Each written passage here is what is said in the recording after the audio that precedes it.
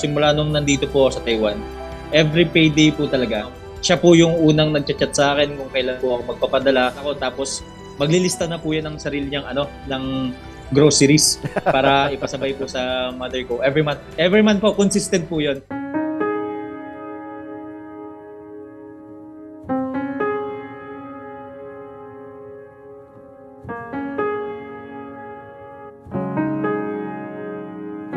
The first week of June, biglang parang nalutang yung isip niya.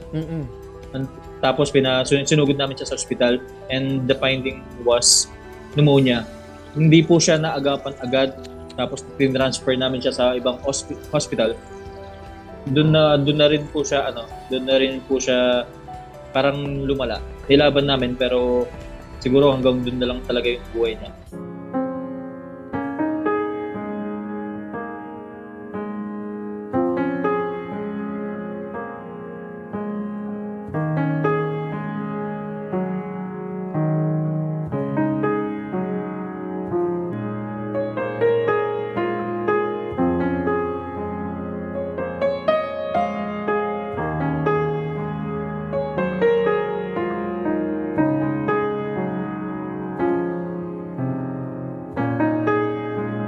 Namimiss ko po sa kanya is yung mga way ng paglalambing niya sa akin, which is magpapabili siya sa akin ng mga gusto niyang pagkain, gano'n.